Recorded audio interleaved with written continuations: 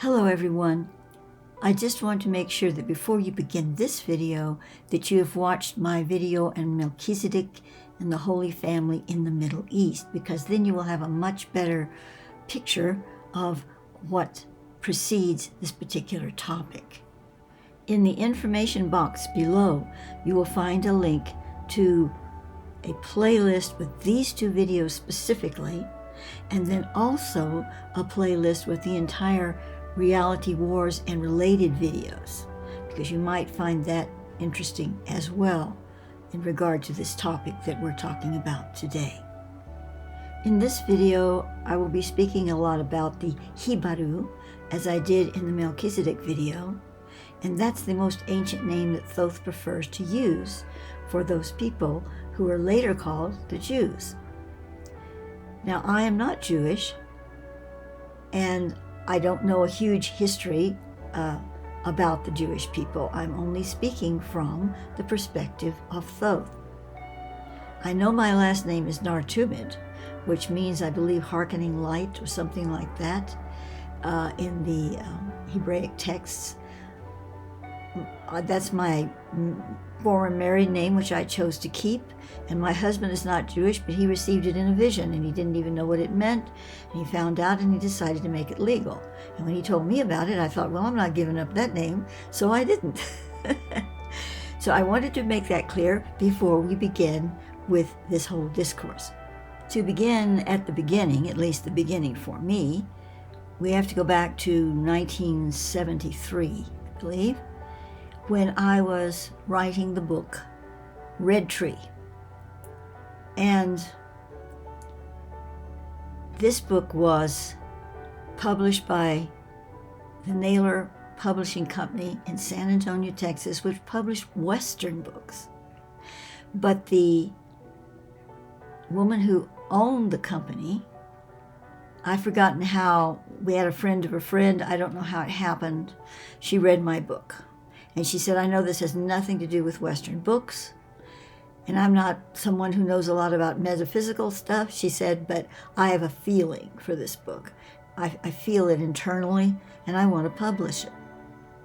So she did. In that book, I was given an understanding of the Great House. That's what it was called.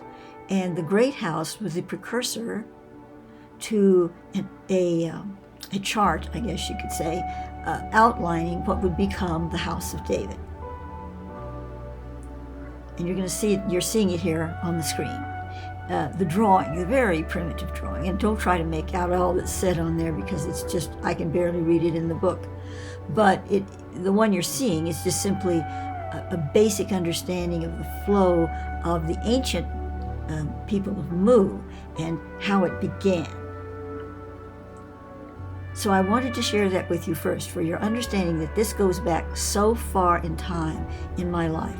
I didn't just suddenly sit down with the atmosphere that's going now in the world, that's happening in the world, the disturbing things, and say, oh, I guess I'll just ask Thoth for some information on all of this. That's not how it happened. This has been going along, and I've been receiving information all these years, among the many other topics that I've been receiving information on. Now, I do have some new information, but it's based on all of this that began when I was given that diagram about the Great House. Like the Melchizedek video that I just produced, this video was also requested specifically from Thoth. He even in this instance gave the name for it. He wanted it to be called Understanding Zion. So let us begin with the biblical and symbolic significance of the word Zion. In Hebrew, it signifies concepts like established, constituted, fortress, monument, column, landmark, and a place of refuge. In the biblical context, King David named a fortified hill Zion, and the tent meeting and the Ark of the Covenant were located there during his reign. The term often represents the city of Jerusalem, sometimes figuratively as the New Jerusalem or the holy city of a future kingdom. Symbolically, Zion represents spiritual consciousness. According to Thoth records, the name Zion is vibrationally attuned to itons, I-T-O-N-S, described as particles of supraatomic substance created by breaking atomic bonding to the orotronic or half-light spiral, acting as seeds for the metatronic full-light consciousness in this reality system. Thus, the word Zion is a vibrational attunement to the supraatomic substance of full-light love consciousness. Thoth tells me that there is a special code written in the DNA of the direct descendants of the Mazur, which are the Grail family, which radiates into all humanity that is accepting of that frequency. This code comes from the Zion itonic frequency. Now we go to understanding Zion is also Zahin, Z-A-Y-H-I-N, and Z-A-I-N. These are Thothic terms here. If they happen to relate something in known Judaic history, I don't know, but he gave me these terms, Zahin and Zain. The Order of Zain. This sacred order is in existence to the present day, known as the Order of Zain, a name given by the shepherd kings of Egypt. It is noted for keeping track and guiding Grail lineages into fruition. The Order of Zain comes under the Inner Planes Order of Johannine Corpus of the Rose Mystica, specifically under the branch known as the Guild of Bethel. Again, all of this is Thoth speak. The Order of Zain are the guardians of the Grail families. The Order of Zain assists with the transport of important relics and artifacts. Members of the order helped transport a significant stone and other items from Jerusalem to Egypt using vibrational harmonics to lighten the objects for transport. Order of G-Zain, that's G-E-T-H-Z-A-I-N. This order is a perversion of the sacred Grail Order of Zain. It is comprised of those who conceal and then at the appropriate time reveal the host for the Antichrist, influencing world events leading to the opening of the door of the beast. The Order of G-Zain falls directly under what Thoth calls the architects. This is the original and still ongoing dark order that has residency in some cavern areas, not in the sacred hollow of the earth, but some cavern areas more directly underneath us, and has been there for a long time. They're part ET and part human, and they have their own agenda, which is all-pervading. In other words, they've been here a long time, and they have instituted it quite firmly. Now, the owl, the One World Legion, whether old guard or new guard, comes out of that. However, the new guard wants to break away from the architects. Not for any good purpose, but just they want to be on their own. Yet they can't do that yet because they need the architects. And of course the architects need them. So it's a mutual need that keeps them together for now. So the distinction that the G-Zain comes directly under the architects and not the owl means it is far more nefarious, far more entrenched and ancient in time. Because understanding the architects is really so important to this topic, to the impact of this topic. I'm going to read to you what Thoth has said about them. This was given to me probably about 10, 15 years ago, something like that. Probably closer to 10. Anyway, this is what he had to say about it. The architects are very ancient in the earth. As beings, they developed in the epoch of Eros, the time of substantiation. That's a long time ago. They were at first a mix of starseed and elemental realm fairies, gnomes, etc. They broke away and formed their own evolutionary pod. They chose to live in underground caves, which were much more vast and closer to the surface in those days. They were highly intelligent, but became more and more focused on what you might now call personal ambition, but could be seen also as a survival of the incarnated condition and associative world focus. As time passed, they began to come to the surface of the planet, but lived apart from the masses. Their hearing is acute, and in the darkness their eyesight is also, but their eyes are very light sensitive. The architects developed a propensity and talent for building, developing, creating things of the world, which they will sustain and guard at all costs. Eventually, they intermarried with the more human beings, but this did not occur frequently until about 6,000 years ago. But actually, it wasn't until the 17th century, however, that they began to truly take hold of the world dimension, building and controlling physical empires within it. Now, this is where, although it's not stated in this particular transmission, is where they became the owl, where they established the One World Legion in the 17th century, which is not that long ago. The architects have also created their own subfamily that is part of the human race. This breeding is always very selective, often unbeknownst to those whom they choose to breed with. So this subfamily we have referred to in the past as the anti-Grail or dark Grail family, the true Grail family being descended from the Venusian Melchizedek from Mu, Atlantis, Egypt, Albion, and finally through the bloodline of Yeshua or Jesus. The anti-Grail family take many of the Grail symbols and logica as their own, such as the right to rule.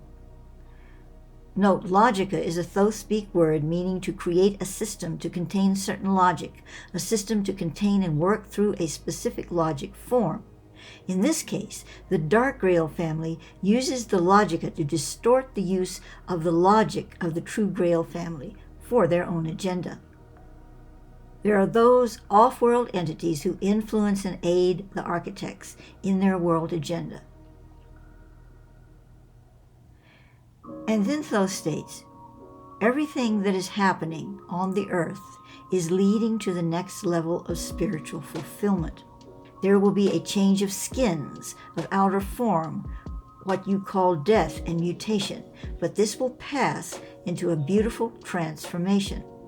Of course, here he's speaking of the new Earth star. And I knew about the new Earth star before this transmission, but he just isn't bringing it up here in this particular context. The mutation of food also will lead to a pure substance for the body, in that humans will turn to a means of energy for their bodies that takes them away from genetically modified and polluted foods. Now I wish to give just a brief review of the fall of the two Melchizedek temple heaven houses. This is profiled in the first video in the Grail Path series, and then mentioned in the more recent Melchizedek in the Middle East video. In the first period in Lemuria, in Mu, this Melchizedek temple heaven houses. When Melchizedek came to earth from Venus, he established the heaven houses. And that's a whole story, but it is the basis of the continuation of the sacred fire in the genetic field that had already been diminished by the time he arrived. That's why he came, to not recreate it, but resubstantiate it into the sacred earth for all humanity. Well, that was brought down by the negative forces, the archonic forces, the anti-Grail orders. So we have that time. And then they surfaced again in Atlantis on the sacred Isle of Ruta for a time. And once again, they were brought down. So that's twice. However, they were able to become part of the migration And that's where the Mazur was the remnant of the Grail families that migrated and went through the whole story I presented in the Grail Path series, and in this, to the extent, in the one on the Middle East. So now we come to the real core of understanding Zion, and that is the purposeful promotion of anti-Semitism is by the architects. They have been doing this for eons of time. Of course, all minorities have been persecuted through eons of time. But I'm not addressing all of that here. In this video, we're speaking about the Hebrew and their mission as direct descendants of the Grail family. Not the only ones, but certainly an important path, because it leads specifically to the life and death and resurrection of Yeshua, carrying the master flame of the archangelic Christus. Herein is found the elucidation of Zion as a pure light frequency. So, from the architect's standpoint, it is very, very important to them that this particular period in time, right now, they have seen this time in their crystal ball, because they have the ability to look down timelines. So they have been preparing for this, for the war that's going on now in Israel. If Israel falls, and they certainly wish it to fall, we will be on the doorstep of Armageddon. And if that happens, and we enter that phase, or enter the first aspect of that phase, that is the magic moment for the architects to switch timelines, to take it in a direction that they've been waiting to take it for a very, very long time.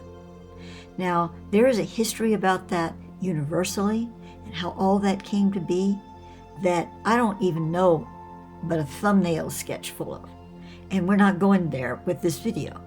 But just let us say that the reason Thoth wanted me to make this video is to impress upon you the importance of the survival of the state of Israel. And it does not have to do with politics.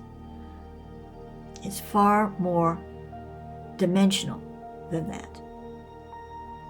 There is really an amazing concerted effort by the media, both mainstream and a lot of the alternative, shocking to me from the alternative standpoint, to suppress information on what is really going on. And so most people don't know. I'm not going there, but I'm just saying that much. So Thoth wished for me to bring up this topic, which he has told me about years ago. There is no such thing as the Illuminati. The Illuminati is a false bad guy that was completely and methodically made up by the owl, with the obvious assistance from the archetypes.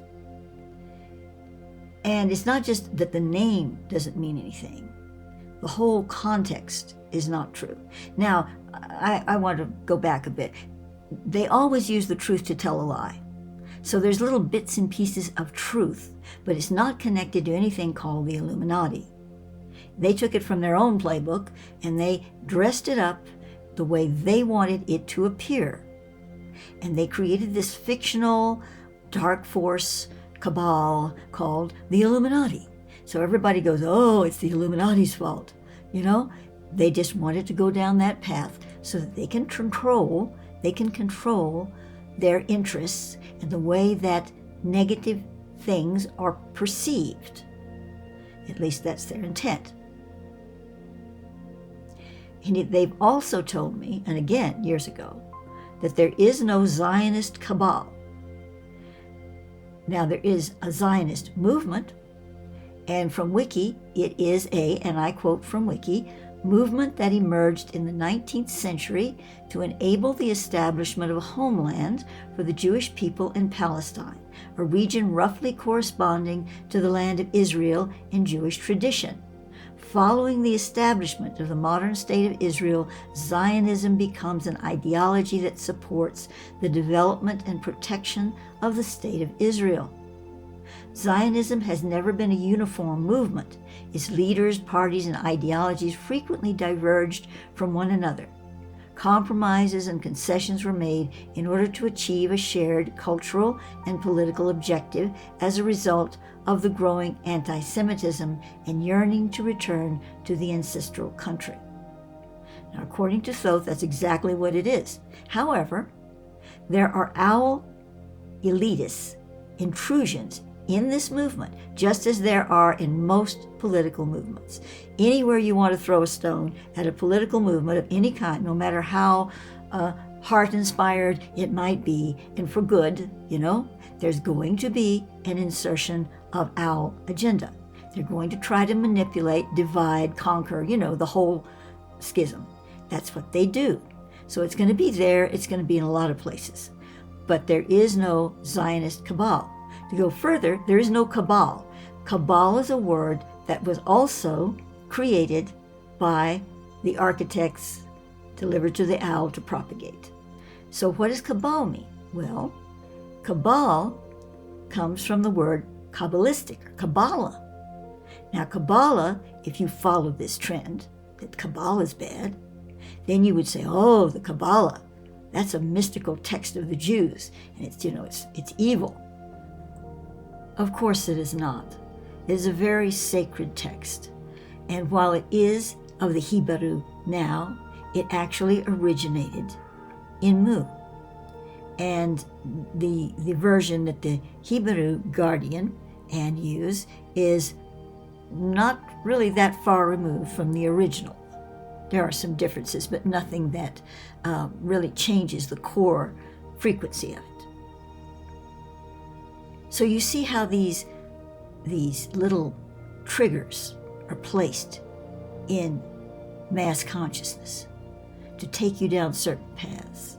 And of course, it's not only about the anti-Semitism thing. They do it in a lot of different ways. But this one I'm talking about has to do with the video I'm making here.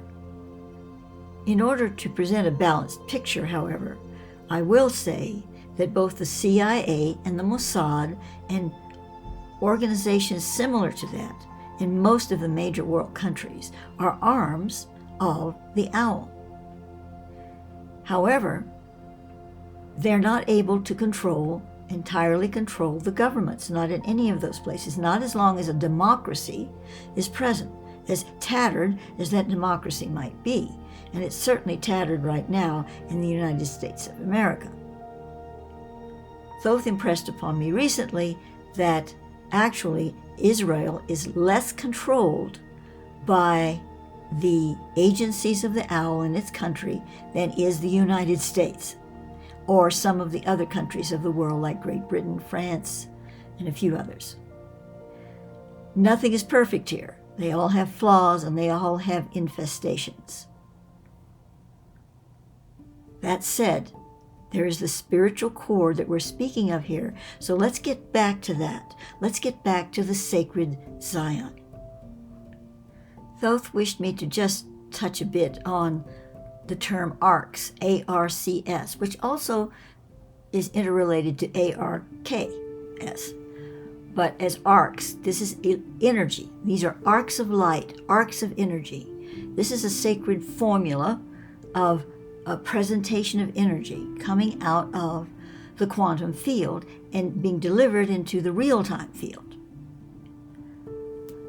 So you find the word arc in archangel, arc of On, A-R-K, but still he always interrelates that to the A-R-C-S. Then we have the arcs of light sanctuaries that he talks about. And of course there's the archons, which are the not so good, So arc comes up a lot. And he wants me to just mention that to you because it's an emphasis on the ability to take something from the the quantum field and translate it into an energy experience. Now, this can be used for good or ill. Thoth has referred to a future state of being, which is anchored in now what is called the USA as the New Zion. This is something quite positive.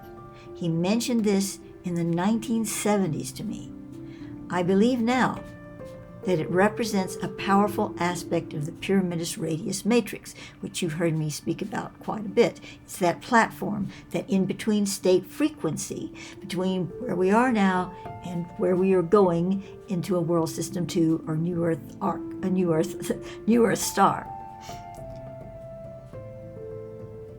So the New Zion, he's not saying that it's going to be part of the United States of America. He's saying it's going to be part of the North American continent. It's going to rise up. It's a field or a state of being. We're not talking about a bunch of houses and buildings and stuff, although that might be attendant to it in some ways, because we have these ark sanctuaries that are going to be established, and they will have buildings. So I don't know exactly how that outpictures, but the New Zion is part of the field of the pyramidus radius matrix. And the word Zion, Zion, comes from the ancient Lemurian texts of sacred language. Lastly, let us talk about Zion National Park. Thoth has termed this the 12th gate of the Ascension Temple Grid. Now, in my video series on grid dynamics, you'll find in the last one on the Golden Taya information about, well, it just mentions the 12th gate being Zion National Park. This park is a place of spiritual nourishment and profound sacredness. The pillar of light of the new Earth star will build its column in Zion, influencing magnetic zones on Earth and the awareness of souls incarnated in various zones. According to the Thoth record, Zion is both a spiritual state and a physical place, with Zion's National Park being a key location. It is a silent angel and a significant matter point for the spiritual vehicle of Zion to act through the matter plane, creating the new world. This place is pivotal in the aggregation of consciousness for the new world matrix. Of course, a lot more could be said about this, but this video is already too long. However, with all that's been said here, of the negative and, the things that are going on with the architects and the owl and Armageddon and all of this, it's important to remember that we hold the deciding key to the life and light of the earth, of our being and soul's connection to this planet, and entry into the new Earth star. In the words of Thoth, it is time for us to rise up because we were born to do this. And now I wish to conclude with some visionary art which I created to represent the receiving of the mantle of Zion in the preparation for creating the pure gem body of the new earth.